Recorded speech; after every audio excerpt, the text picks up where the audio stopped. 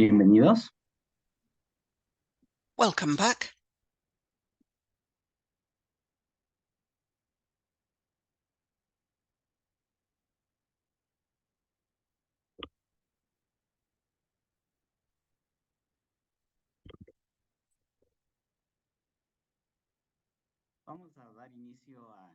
Let's start this second block now.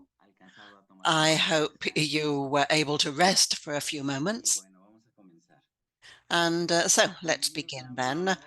Welcome back, everyone. For me, it's an honor to introduce this final block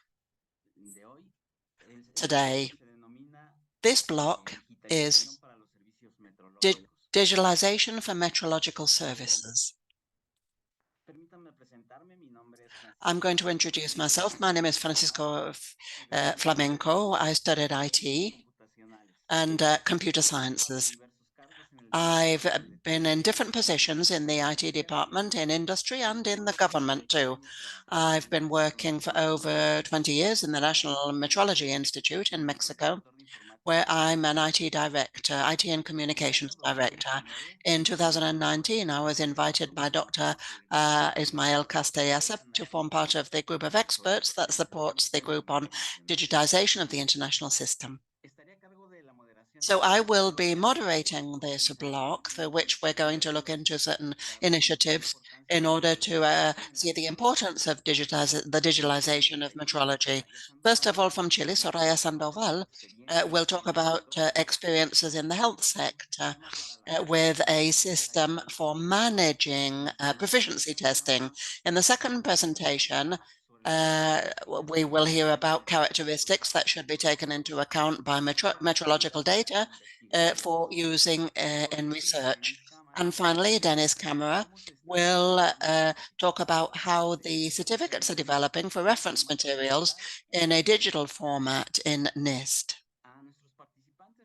So I'd like to remind you that you can ask questions, write your questions in the chat during the presentation, and at the end of this block, the participants will answer these questions. Remember to say who your question is for. There is an application for questions and answers. If you can use that application, that's okay, that's fine, but otherwise you can just leave your questions in the chat. For reasons of time, we've abbreviated the biographies of our participants, so I'd invite you to visit our page where you can get more information about each of them. The web page where you can see this information is the same one that you used for registration. Now I'm going to introduce our first speaker, Soraya Sandoval is the head of the Department of Metrology of the National Reference Department in Environmental Health of the Public Health Institute of Chile and technical director of the metrology laboratory of the Public Health Institute of Chile. She is a pharmaceutical chemist from the University of Concepcion, has a master's degree in health systems and a diploma course in metrological chemistry, and she's a member of the Pharmaceutical Science Association of Chile. And with proficiency testing in food and the environment, she participated in implementing standard ISO/IEC 1704 in the design plan of information for the proficiency testing known in the portal PES. For purposes of digitization of the system of participation in proficiency testing rounds and with modernization of the system at the national level and for evaluating the state-of-art national laboratories. It's an honor to have you here and it's a pleasure, Soraya. Go ahead.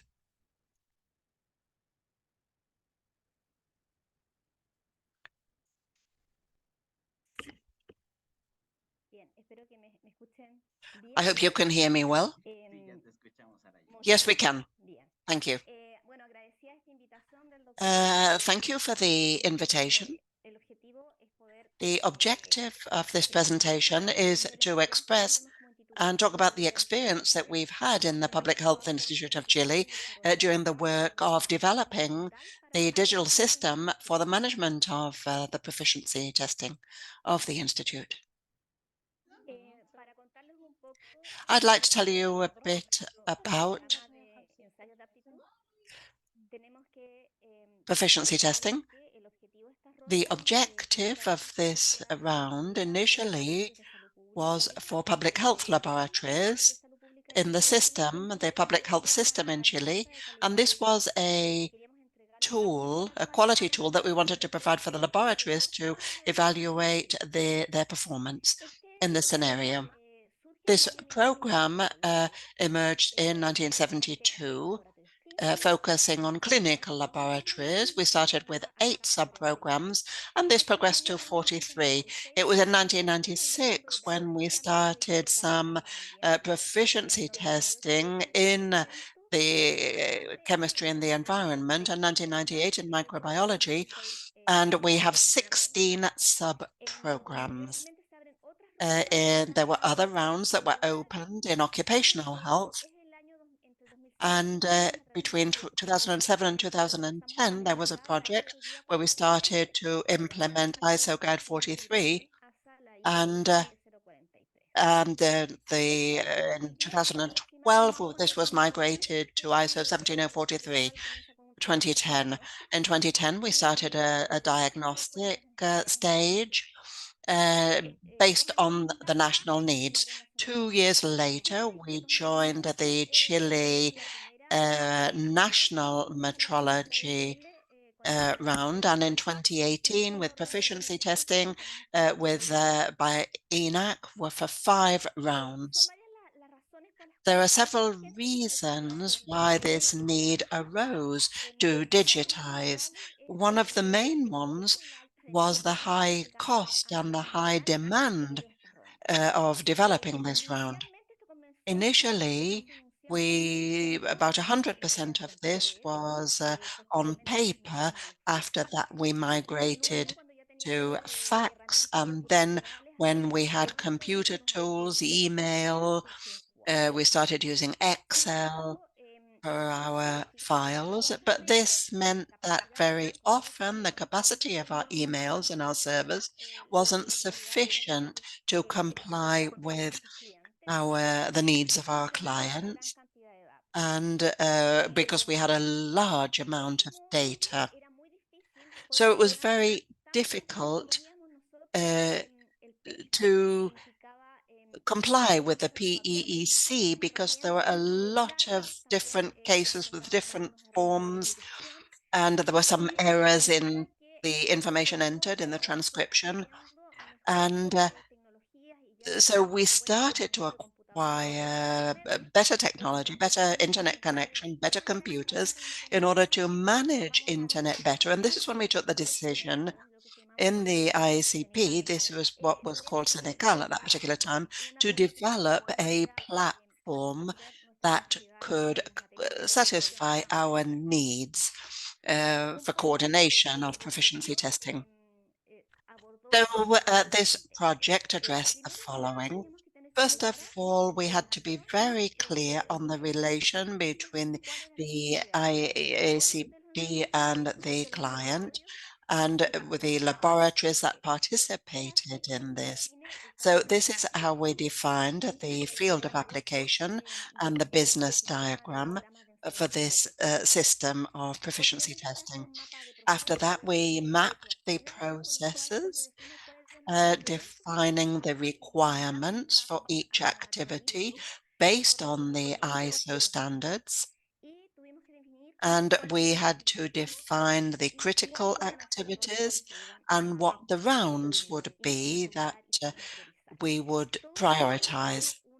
All of this from the point of view of public health.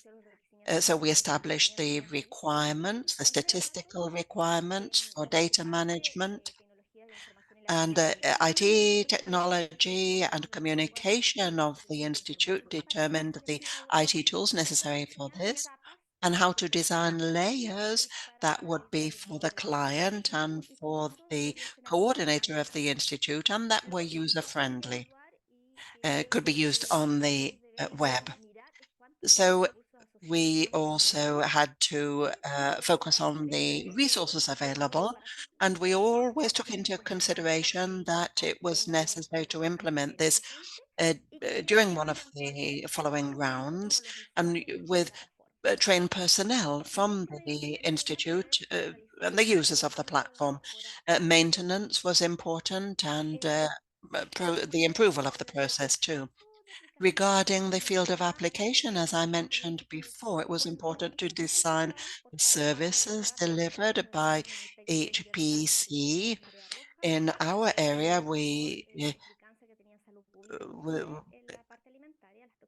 we focused on food, and in each text we had to identify the laboratory. It was important for the laboratory to have the clients clearly identified. Which population of national laboratories would we be responding to? This was what we had to clarify. In the process map, we the most important thing was to define the critical activities, the ones with situations that could result in delay or in error, and in this way optimize our time. And also the interrelation between, or the interaction between these activities. So we needed to define the modules that were going to be developed initially and for which round. Um, After this, we defined the data flows. And in this, it was very important that it be done in a coordinated and clear manner, because otherwise it would be very difficult to identify the interaction between the data that would be entered. Some data were numerical and others weren't, and so the approach had to be differentiated. We also identified the actors in this process and the requirements of the data, which data were, as well as which data were confidential. And another important point that was under IT and communication was related to data management, their traceability, how they would be supported, and data security. These are some examples of the data flow, the main ones. As you can see, we identified the actors and the laboratories that participated, the clients specifically, the platform that we call the PC coordinator, and some associated technical areas for these tasks in the institute, for example, payment and invoicing, etc. Here, the data and the way that these data would enter the system.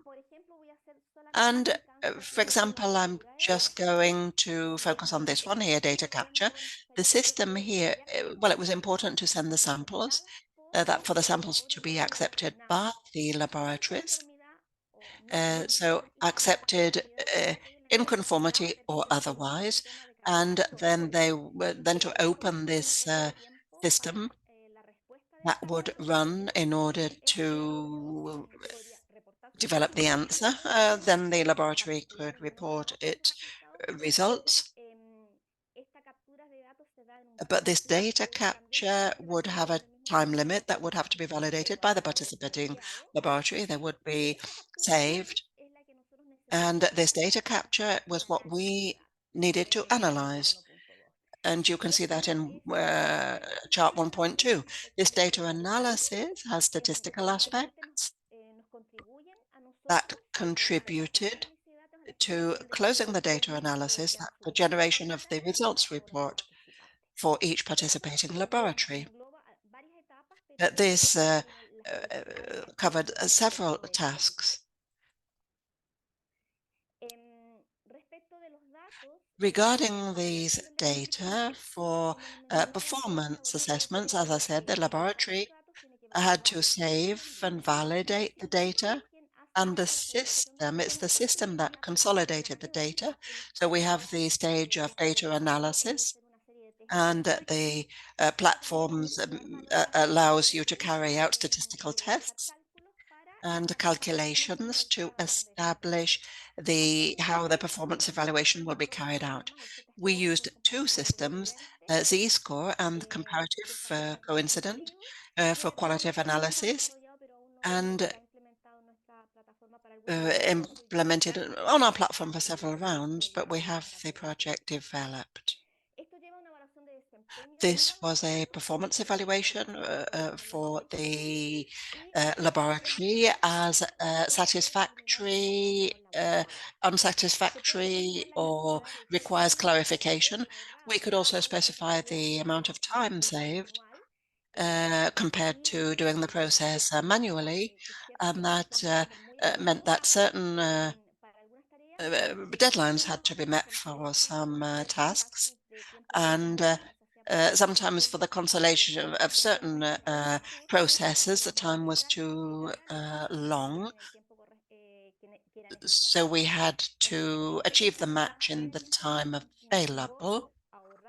And this also meant that we could save paper, man hours, speed up proceedings, reduce mistakes, and data transcription was practically automatic. Regarding the data requirements, we took into consideration that the portal had to harmonize the units so that the clients just selected the unit because very often it's very difficult to compare.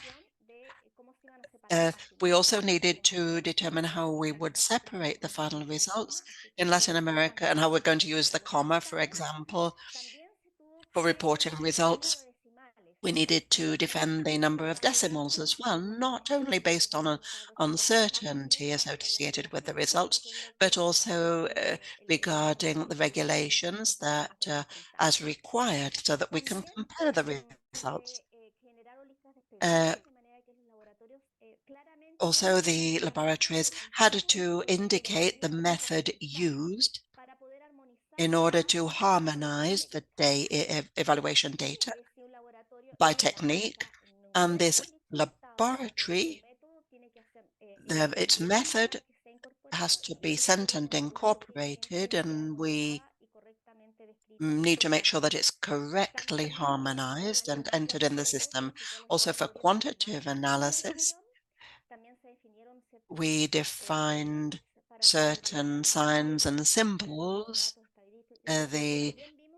because we saw that many standards used different symbols and signs. So we tried to harmonize this based on 17025 and 15028.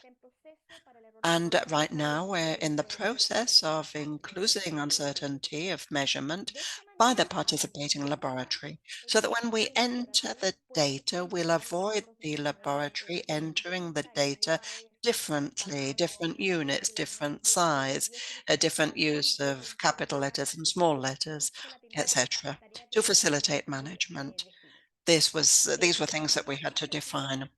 We also defined the statistical requirement. We had to validate this by the technical counterpart of the portal. They were the portal coordinators and the proficiency testing PEC sector, so that all of the IT people were able to digitize using their IT language so that we could produce the results that we expected.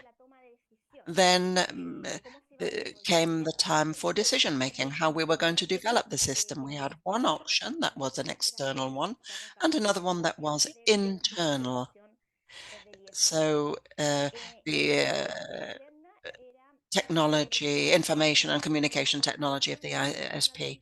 Externally, it would have been a higher cost for implementation and maintenance, and we didn't know if over time we would have those resources available for providing this service, apart from aspects related to um, management and risk management. And the It for the external side, it would have been complex for them to understand the process and all the variables in the service. So, having the financial and human resources, we decided to develop the system internally. So we hired certain staff to provide technical support, and this was led by the IT system of the institute so that we wouldn't waste those capabilities that we already had in the house. Those responsible for this were Dr. Maria Mercedes Geria, Claudio Saldaña, Dr. Luis Rodriguez, and myself, and Leonor Esquivel. We used Genexus in its Evolution 1 version, and the advantages of Genexus were that you could develop a prototype that could be evaluated by the PC coordinator, and that was almost identical to the platform that we had. So that allowed us to make improvements online and at the same time to be able to validate it. So we minimized certain errors. Some of the problems, sometimes the capacity of the institute for paying the licenses, the annual licenses for the software, and that happens in most cases, in fact. Related the development of the platform, one advantage was that it was operational 24/7. The implementation of different modules and submodules that were generated in Genexus could be implemented gradually. Year by year, we implement improvements detected by the current coordinator and or that are identified when supervising the different tasks, and we can incorporate these into the system. And this makes it possible to carry out improvements continually and also to maintain the system. What required more work was when we developed this process diagram based on the standard, we had to look at the quality requirements, and these quality requirements had to be transferred to the IT module, making sure that all of the requirements of the standard would go to the corresponding module, thinking of the module related to coordination as well as how this would be used by the client. So to have this very clear, each layer by the coordinator, to be used by the coordinator and to be used by the client in order to have the certainty that we were complying with all of the requirements of ISO 17043. This is our platform. You can visit it. In this part here, the laboratory needs to go in with a single code and a password. And there's an administrator module that can be used by personnel from the Ministry of Public Health of Chile. There's a module for new laboratories too, if you want to enter the portal and introduce your data to get your entry code with your password. And there's also the option of changing the password uh, for different circumstances. The visualization of this of the modules makes it possible to have different differentiated access, because there are different services for the Ministry of Health personnel of Chile. For example, salespeople, they has access to certain modules, the coordinator to nearly all of the modules, and so each task or each activity has different permits of, for access and a layer of different windows for the user. The advantage of this system is it allows us to follow up on activities when we enter the platform, and This also allows the client as well as the coordinator to be aware of the activity. The client will enter their data on the platform with all of the information that I mentioned before. The coordinator can make a statistical evaluation in two ways. It can be a robust statistical analysis or a reference value analysis, and they can compare this through charts, how different results, and also define which is the way of evaluating the laboratory performance based on the protocol defined ahead of time. This is the information that is received in the system. The information is entered by the laboratorist directly, and the statistical evaluation is carried out. The lab performance is evaluated, and this is all automatic. These graphs are generated automatically, and all of the different types of charts which allow us to see the state of the art of national laboratories, taking into account that the Public Health Institute is the reference laboratory, and also to see which methods are being used by the laboratories and the performance of the national laboratories. The system also uh, provides two documents. One is the preliminary report, an individual performance report, and a brief description, a statistical description, and an annual participation certificate where the laboratory can see how they're doing in all of the rounds in which they participated, and also a letter of control each year for each laboratory. So the laboratory can go in with their numbers and check up on this from when they entered the system up to the present so that they can see if they have improved their participation over time. The final report is generated in PDF and it's published on the webpage of the Public Health Institute of Chile. The results of this, well, we managed to speed up the process of registration and payment.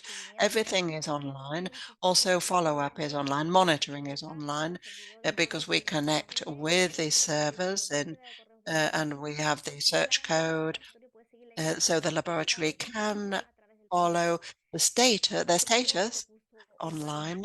Also, we optimized human resources so that it was possible to carry out research, data management.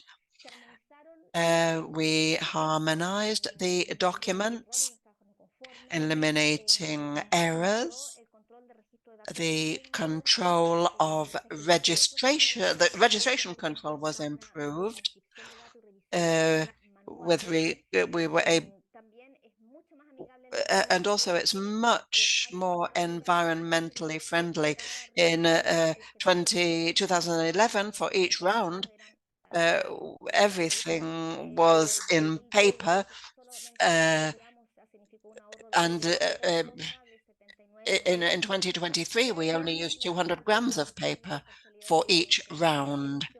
And also the confidentiality of the information was improved because it's managed through a confidential code.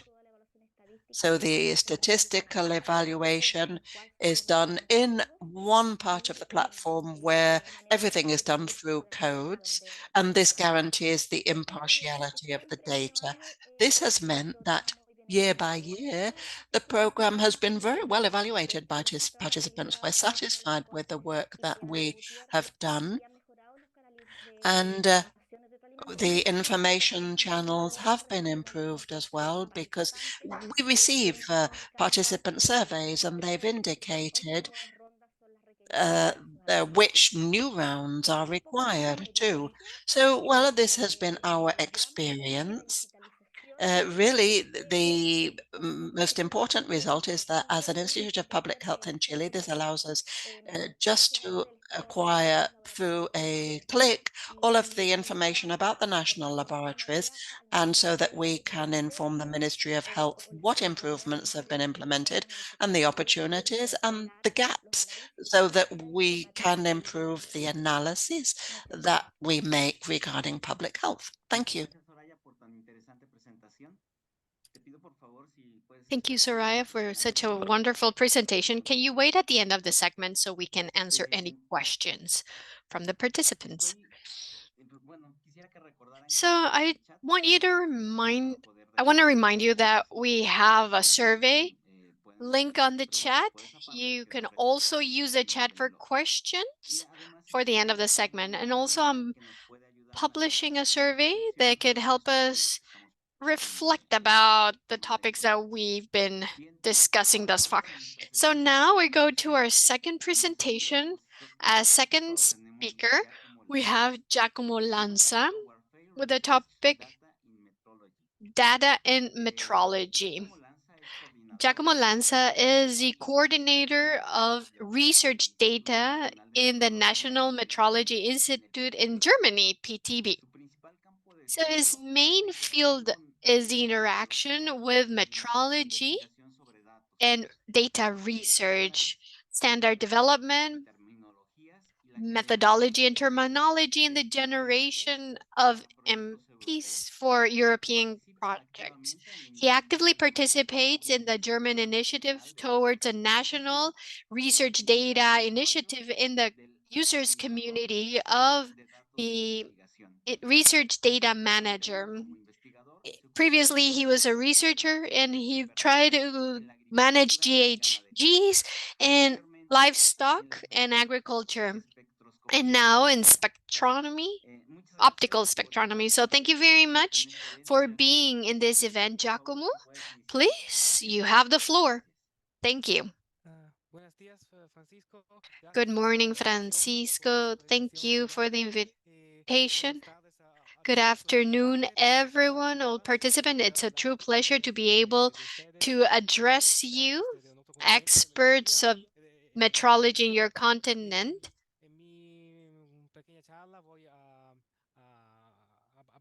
For my presentation, I'm going to talk a little bit about my project managed on data management, and I want to show the reason and also the results of my project. And also, at the end, we can talk about possibilities to cooperate or joint work. First of all, data management. It's a concept that encompasses all the activities associated to research data, data obtained from measurements, observations, or other. And these would be data that will be the scientific basis for growth. So after the data are generated, they're transformed, selected, analyzed, used to develop publications, and at the end, it is stored for a long period of time. So old data could be the basis for new questions and new investigation lines. So when we talk about data nowadays, usually we use the circular representation of data, how data is classified. They are reused in an ongoing cycle. In all these phases of the cycle, there are several activities and tasks related to it. Data needs to be organized, shared, documented, and also we need to plan tasks and positions, and legal aspects also are involved. As you can see, these are activities that each scientist knows either intuitively or based on the practices in their line of work. So what is new is that there is a pressure on harmonizing these data management practices with different reasons to facilitate the data exchange, to improve efficiency and avoid losing data. So the reason behind all of this is that now we have several research methods based on data reuse, database research. There's also open science. And on the other hand, metrology. The metrology services are being digitalized and thus even more important for states to do this. We've seen several examples from previous presentations. So all is based on data. They are coded in the FAIR principles. FAIR, findable, accessible, interoperable, and reusable. They need to be findable, accessible, interoperable, and reusable. So these principles have a list of up to 16 points that provide in detail how data should be managed so they could be reused. And that's a series of conditions that refers to data format, the use of indicators to identify data sets, people, institutions, etc. The topic of metadata, all the information that is used to describe a data set. And there's a lot of information for metadata. Like they should be well, rich, precise, accurate, indexed,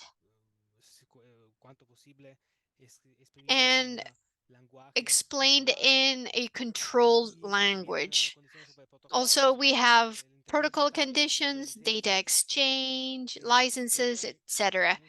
And then these are the basic conditions, and there is an world international agreement on that. And then we also have ulterior conditions posed by the scientific communities or by funders of scientific investigation research. So in this case, European metrology, European partnership, we have a lot of research projects funded by the European Commission through our consortia, macro-regional metrology consortia, Euromet. And for that, we have three additional tasks. The first falls within the proposal phase, JRP, Joint Research Project. And we need to declare in the proposal certain intentions on open science, research, data management, and data management in general, as well as other possible project outputs such as protocols. So that's the first step. 2 pages for this. And the second task is to create a data management plan, which is a questionnaire of around 42 questions that describe in detail the data management aspects. Hand in hand with the FAIR principles, we also have data security, data responsibilities, ethical and legal responsibilities, costs, and this document is developed 1 month after the project and it needs to be updated. It's a live document that it's always supporting the development of a project. And then the next important task is the data publication in parallel to the articles. So data are considered an independent product that has an identifier different than the article. The data and article can reference each other in research. And in case of publications, it's also important to recognize funder and to take care of the experts. So This looks like a lot of work, but not all scientists are quite excited to follow all of these measures. However, we've asked ourselves how we can help scientists to meet these conditions. I know it's difficult, but yet we can learn from this. So we've deducted that scientists require clear rules, accurate, clear, without doubt, templates, examples, checklists, recommended tools for data management, and also training or consulting or support. So with that reason, we've created our project 1449, having that double purpose. On one hand, to help researchers and scientists to develop best practices and metrology, and on the other hand, to introduce principles of quality and traceability for metrology in the data management rules. So our project, founded or established by Sasha, it has 13 NMIs and a very active group of colleagues who cooperate together from different countries with different knowledge and expertise. Some are IT, some are AI experts, and we're also subject to a European metrology working group for digital transformation, which is the equivalent to what you have, which is part of a technical metrology committee. So we are a very dynamic group, and we're always happy to have new members with new expertise. And the work is structured in 6 work packages that follow checklists and guidelines. Another group focuses on dissemination, metadata, the metrological information, documents such as plans. So here, in this context, we've planned a series of outputs that, according to our ideas, will help researchers. And as you can see, there are different subjects, there are guidelines, there are templates, example documents, checklists, there's a policy for institutions, and we also have planned training activities. We held the first trainings 2 years ago in 2021 for the past funding line, and now we're planning new trainings for the new funding line for metrology in Europe. If we have time and you're interested, I can talk in detail about those outputs. In general, we want to say that we want to support scientists throughout the development of a project, from the awarding of a project all the way to the publication of data and results. Hopefully, we are fair, and our purpose is to improve result qualities and improve documentation, and to create harmonized, standardized procedures for projects. And we also want to facilitate the dissemination of the research results through data banks, symposiums, and we've also established proposals for sharing metrology information I see that we have a point of contact available now. We talk about research data. Some colleagues talk about calibration data. So we need to find a common standard. And finally, hopefully all of this helps reduce data management costs and improve the compliance with fair principles and our funders' rules to have a higher chance of funding success. And there's a lot of activities that we can participate in the future.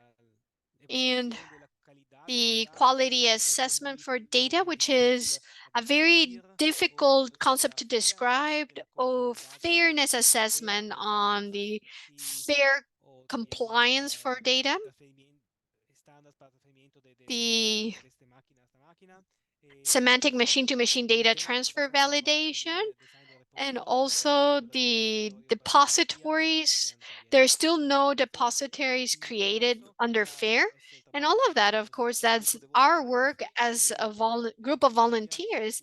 But in the future, hopefully, all outputs and products have a more official nature and they become the basis of a international standard or rule. And to wrap up, of course, given that I'm a guest here, also, I would love to have a dialogue on possibilities to cooperate with each other. We are focused in the European scenario, but also we want to learn from the other side of the ocean. And we can compare the rules for funders for research in the Americas. And also to learn whether there are tools and infrastructure that we can even use. And also, we want to know what are your needs and desires, and also what are the competencies that we can share. On the other hand, of course, we want to help others to also create in the Americas a consortium for metrology. And of course, we can help each other to grow from data and have shared activities. And of course, we need to differentiate whether we have more commonalities or differences due to our region. Metrology principles are universal. So we have the possibility of a lot of results and the main focus of metrology compared to their discipline and what are the results. And we can do some lobbying and have meetings with councils. Some of you are already in contact with me, and you may contact me, Hugo, Diego, Federico, Sasha. They help me greatly. Thank you. And thank you very much for your attention. Thank you very much for inviting me. And I'm more than happy to have a dialogue with you. And this is such an interesting presentation. Certainly, this information will be very valuable to all our participants. And please, can you just wait? So at the end of the segment, we'll have our Q&A, and certainly you will have a few questions. In the chat, I posted the survey link. In this survey, for those who've been able to log in, you will be able to see that the first question is associated to information systems, such as the one that Soraya mentioned. The second question is related to these fair format data.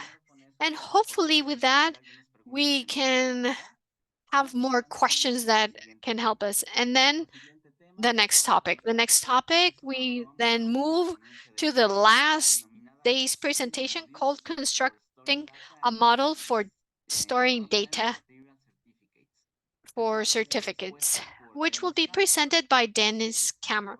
Dennis has worked in the reference material office of NIST for 16 years. He's led the production distribution of reference materials for NIST, improving this to present information for different material in a streamlined manner. So his tasks include to lead other aspects related to reference material, such as spec sheets, the creation of security documents, the classification and production of labels, packaging material, and e-commerce. So before joining the materials office, he created the IT program in NIST.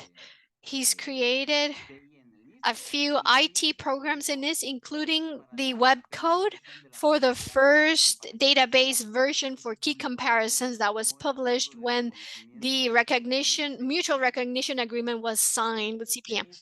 So Dennis, thank you very much for being in this event. We welcome you, and please, you have the floor. You may start with your presentation.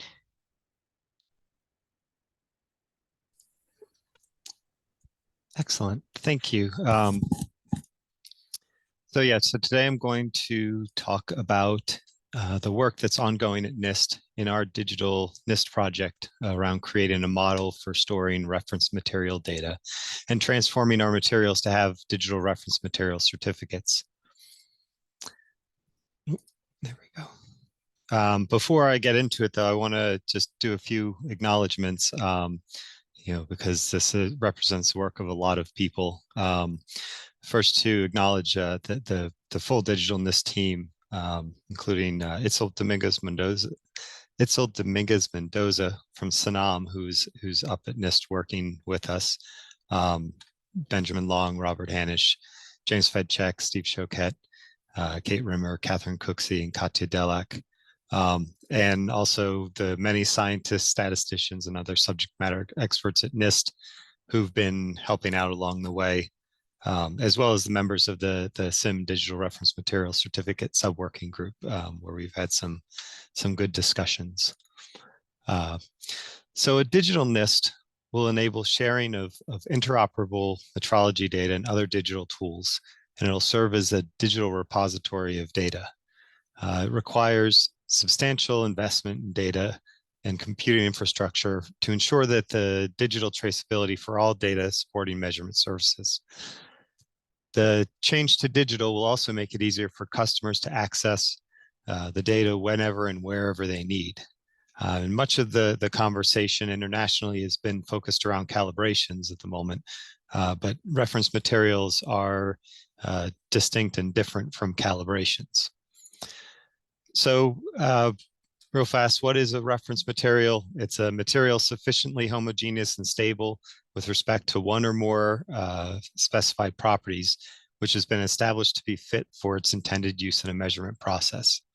And a certified reference material then is an RM characterized by a metrologically valid procedure for one or more specified properties. And they are accompanied by a reference material certificate that gives the values, the associated uncertainties, and statement of metrological traceability.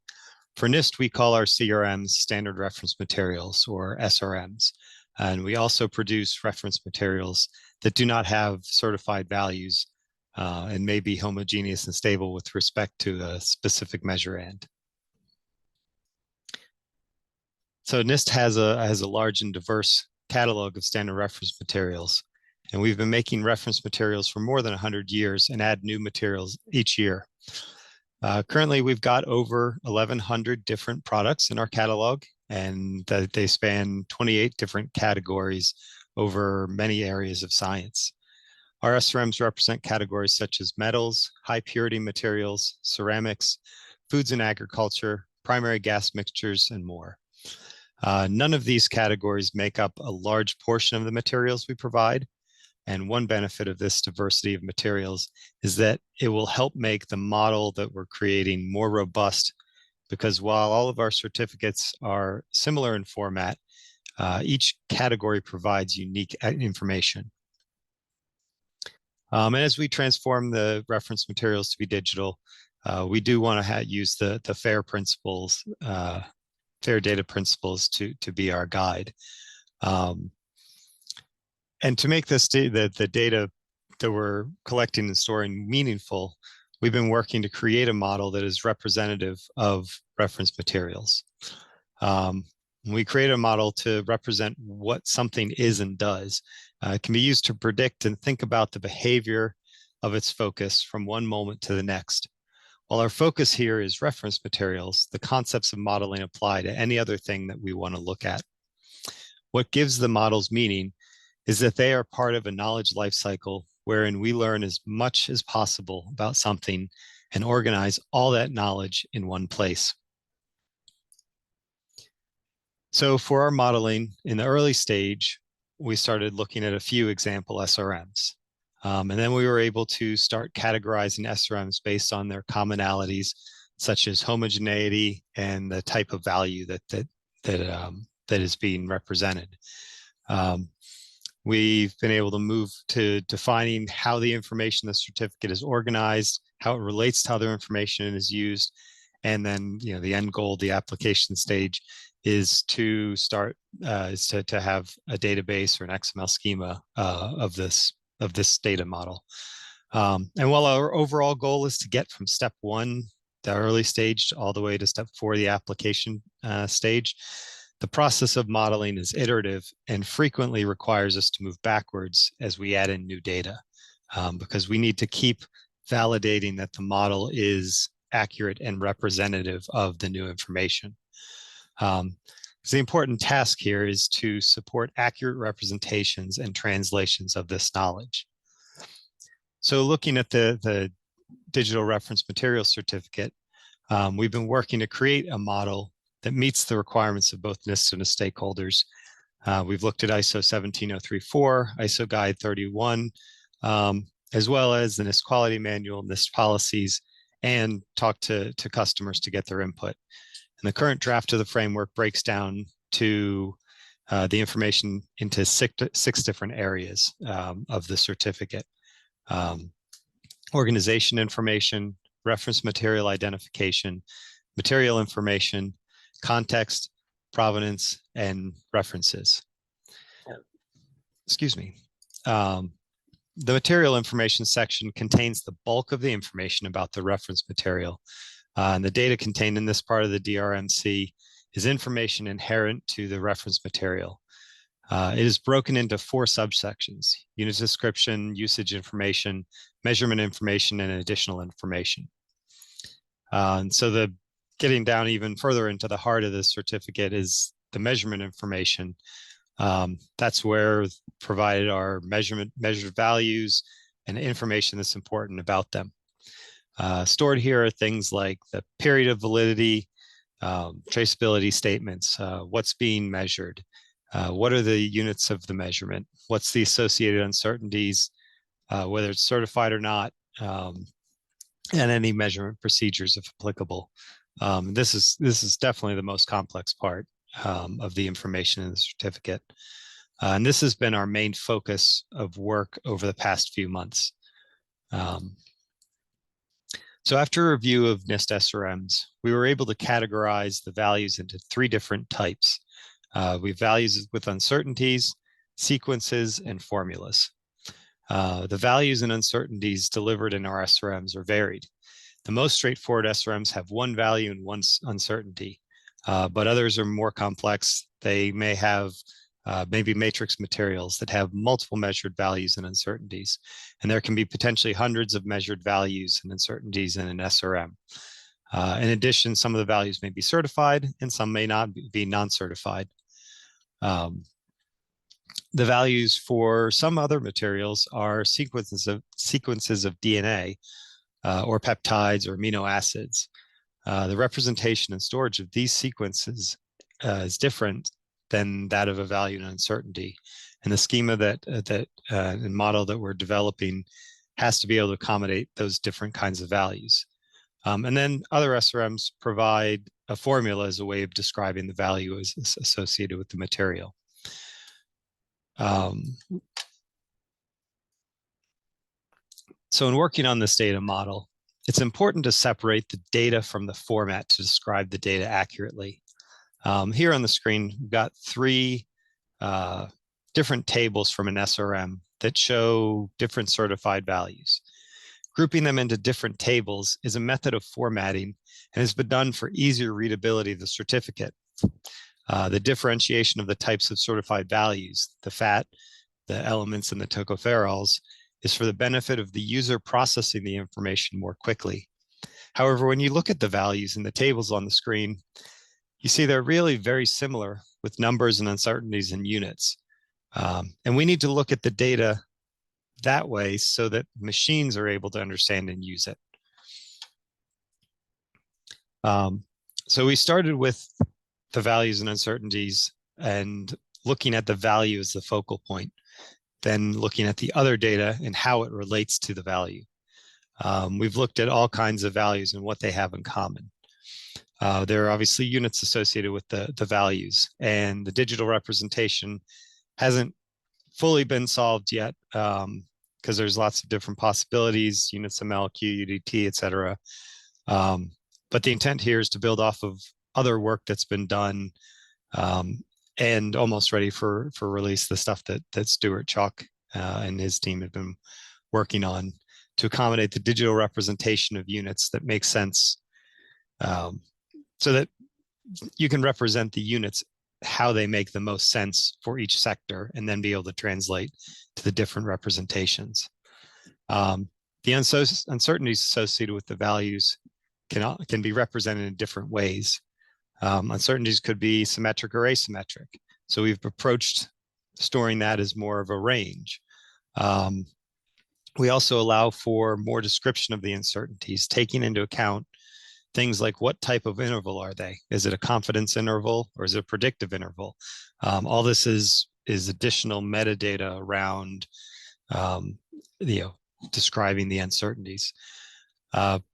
We look at other information as properties of the value. So what type of value is it? Looking at certified versus non-certified, from a scientific standpoint, there's obviously a big difference between those two. But from a storing data standpoint,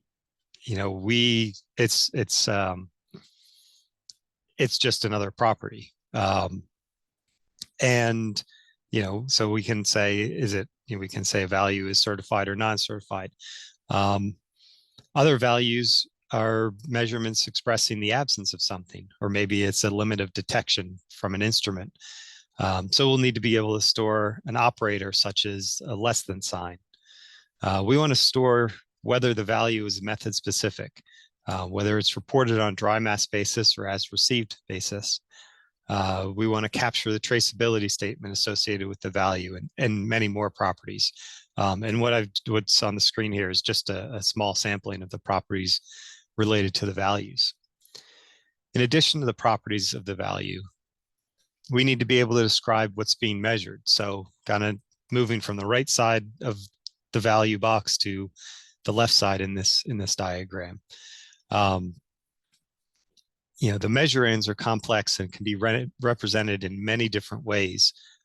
Things like common name or a chemical name or a chemical symbol or CAS number, an Inchy key, or many more. I'm sure you could come up with lots of more examples. All of these can be stored as synonyms so that what's being measured can be named in whatever way makes the most sense for the usage.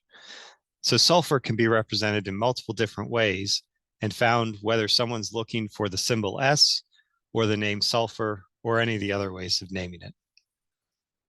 What's being measured may also be a subset of a larger group.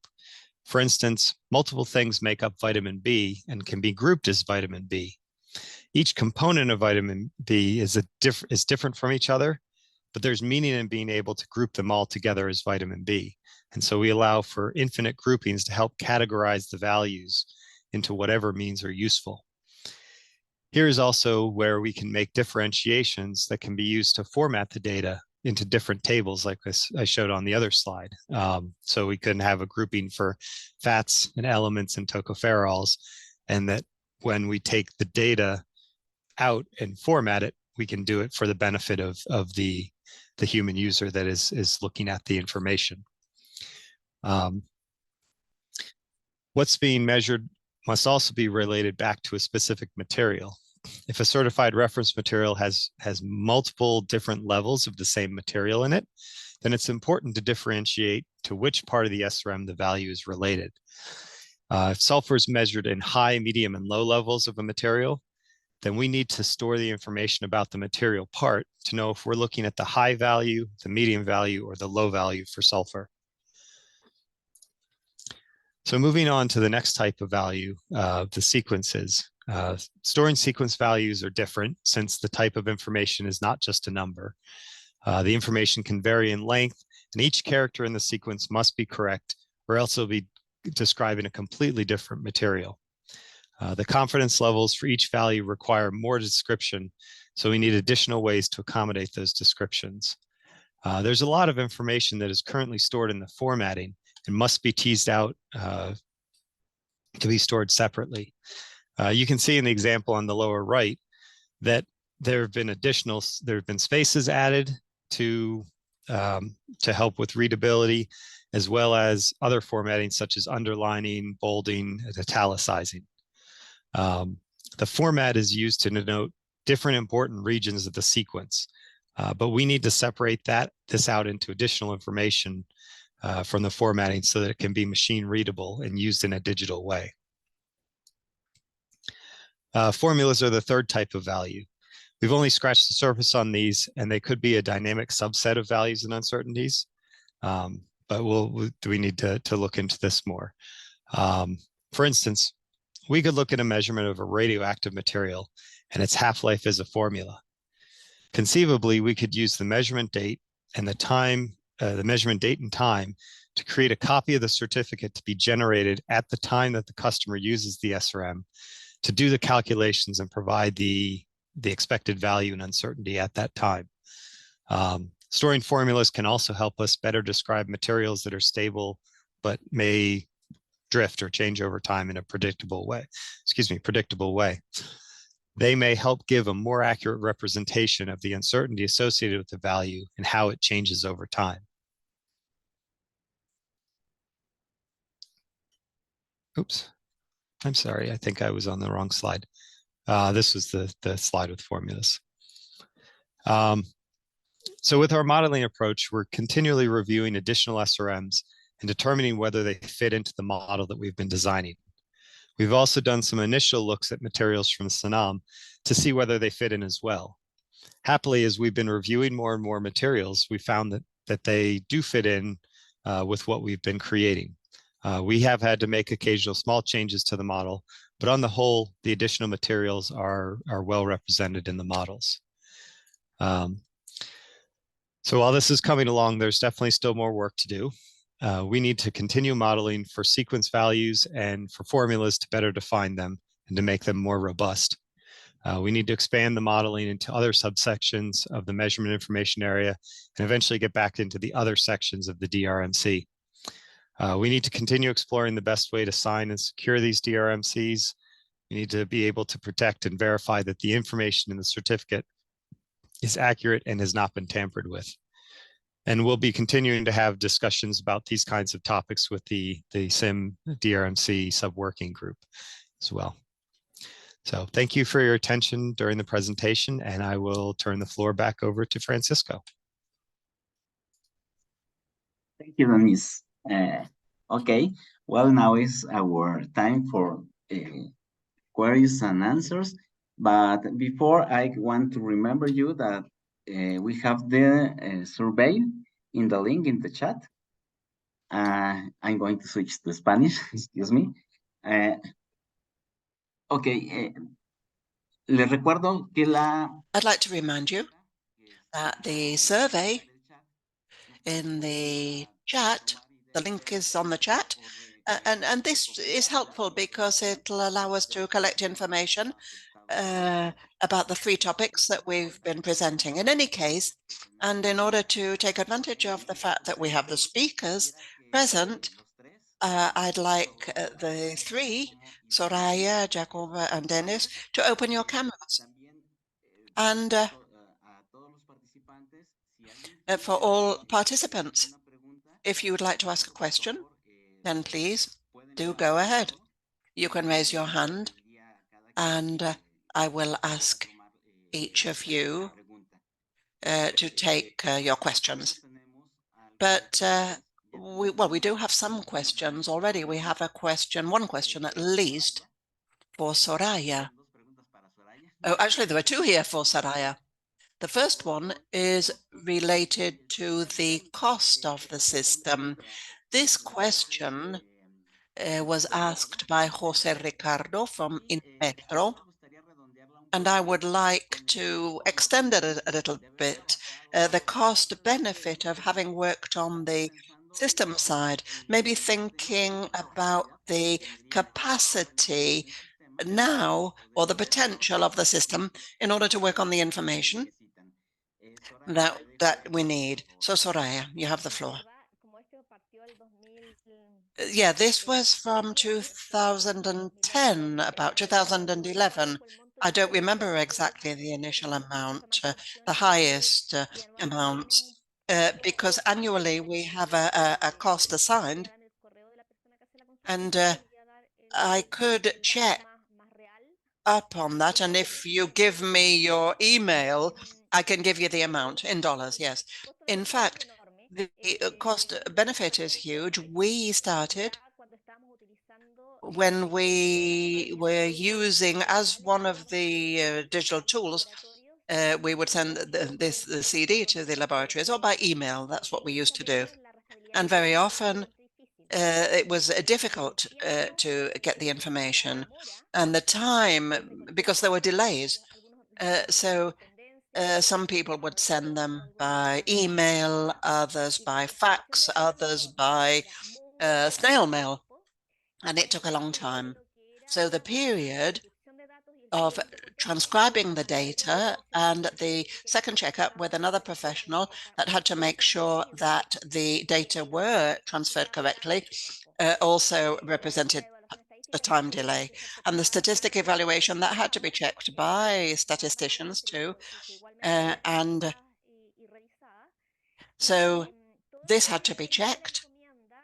And everything, this meant that there were a lot of users asking whether a lot of emails asking if they'd received it or not, or sending it again, or sending a letter saying that the conditions were changed and so they would send more information because a long period of time had gone past. So these were delays both for the clients as well as for us. And so this has represented a saving. Right now, there are two people working in the system, the proficiency testing system, analyzing 16 rounds a year in a year. So we've been able to optimize human resources, and that represents time. It represents savings in paper. And also the financial plans, that was one of the last things was automated, or payment online, because there were many delays. The bank had to inform the institute that the payment had been made and that the invoice corresponded to certain rounds, and all of this was manual. So the automation of this whole thing, the payment, the receiving of the information, the checking of the results, statistical analysis, reporting the performance and delivering the report, and then an evaluation through a survey for the participant to actually respond. We've been able to automate all of that and save a great deal of time. So we started this. If we compare it, those people who started working on this in 1996 compared to now, they've seen the huge change, and we've been able to progress. We can submit the reports to the ministry much more rapidly, both for the public sector and also the private sector that are authorized with the ministry. So it's been much faster that decisions can be taken too. Thank you, Soraya. In fact, I'd like to add something to that question. There are other questions, in fact, from Carlos Galvan. He says This is Hugo Gasca Aragon. He's asking about the steps in NISTAs. He says that the main part of the system was in management, the administrative part that was related to all of the paperwork and all of the activities, administrative activities that were necessary. But Carlos's question is, do you consider that the system had this approach or this focus of reusing the information from testing in a more open way that could help with traceability of measurements that would help us to comply with our objectives? So which parts can help? Do you consider that it would be helpful? And which part would you go back to, or would you have considered at the beginning, that could have been a few years ago, for this data structure in that way? Well, since a lot of the data are confidential and have implications, so a lot of the information is not public. The final reports are public. They're published on the website, and some are confidential for participants. And also, we have to comply with certain stages with the data, and this is in Chile. So for research, the idea is to use the information for research, but we haven't actually focused on that yet. It would be scientific information, but for the Ministry of Health, based on the report, which are georeference, the charts are georeference, that a lot of that is manual, but a lot is also digitalized. So as some of the colleagues have already said, when we switched from a PDF format, from a paper format to digital, this facilitated the tasks also to check on historical data year by year, because the information is available, but mainly for the internal use right now within the Public Health Institute of Chile. But it's very likely that with the guidelines of the ministry, information that isn't confidential and later can be available to the public. But of course, this this is regard to the publication of the information. Thank you very much, Soraya. We have another question here and Dennis has already answered, but if you'd like to explain a bit more, Hugo is saying, well, thank you very much for the excellent presentation. And so what possibility is there of participating remotely in the work meetings of the DCRM working group? Yes, so yeah, we haven't met as frequently as I had originally intended. So I definitely want to start having those more frequently. I think I haven't looked at the roster in a week or two, but I think it was either 7 or 8 different NMIs from across SIM that are represented in the group. But if there's anybody else that wants to join in the discussions, then please feel free to send me a message, and I will we can add more people into the conversation.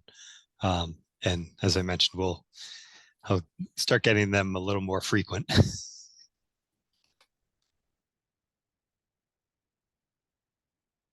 Okay, muchas gracias, Denis. Pues Thank creo you, Dennis. I think that this will motivate some people who are present to get in touch with you, to take into account this project. And speaking about this part of the project, also, thank you for offering this possibility of a contact and for meeting and for having projects in common. I understand that in the European Union, this type of meeting and this type of project are being organized.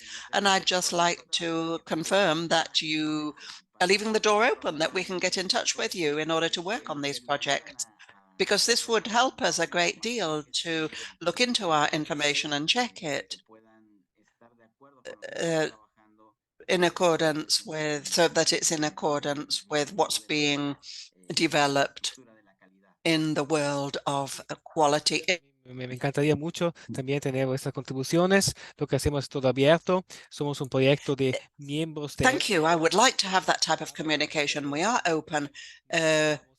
We do need approval for our products, and we have a place, a site. Well, everything seems to be a little bit boring right now, but we've published the outputs on metrology, RDM. So it would be, we'd be very happy to have the other countries join in with our efforts. Carlos has a question, so maybe you can help us. He's saying, what are the next steps in order to get these efforts have an international repercussion? So looking at how the different factors are being worked on, from your viewpoint, how do you see that? What do you think about this match between the cooperation, in our case with the CPM, BIPM, or with the OIML? What do you think would be the best lines of communication there? We work from bottom to top. So we speak with the projects because there are a lot of users using the output, and we have close cooperation with the projects. And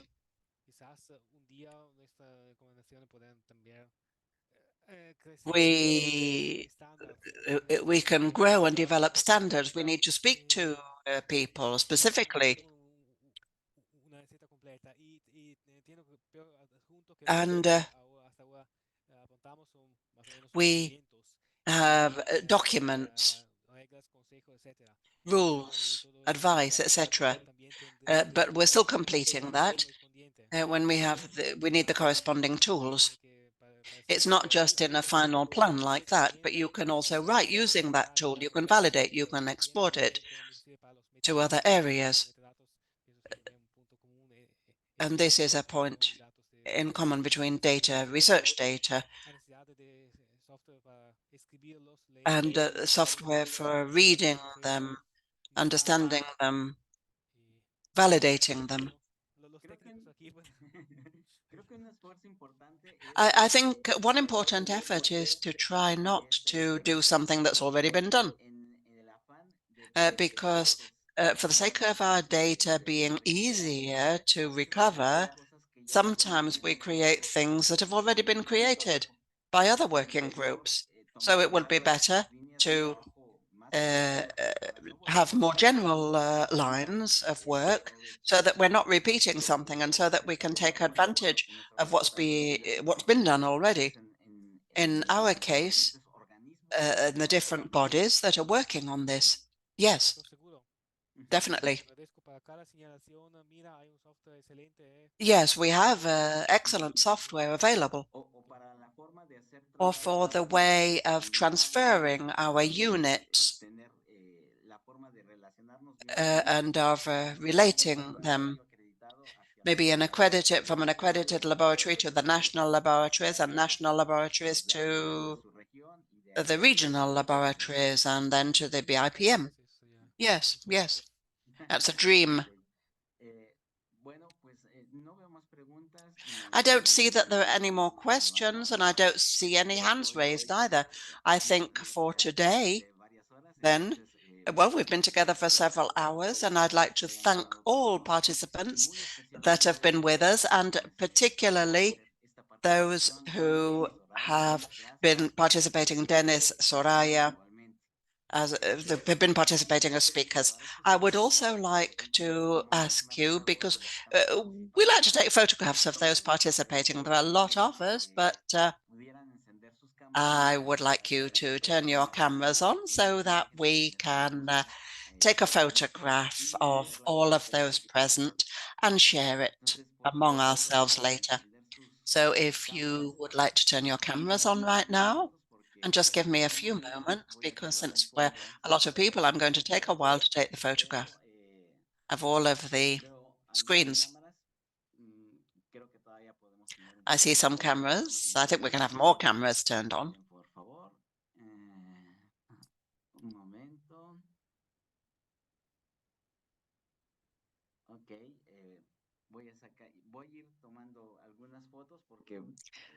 I'm going to take several photographs because we're quite a few people here.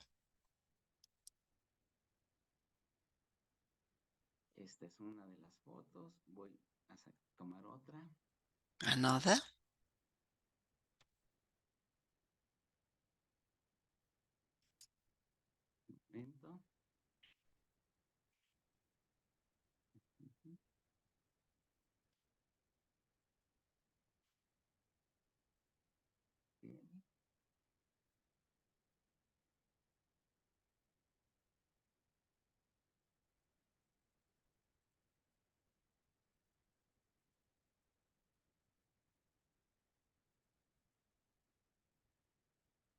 Pues les agradezco y no quisiéramos terminar sin recordarles que el día de mañana.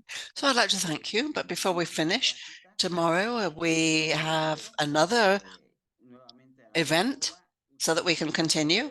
At the same time, you can use the same link too. So we look forward to seeing you tomorrow. Thank you for your participation, and until tomorrow. Thank you all participants and speakers. Muchas gracias.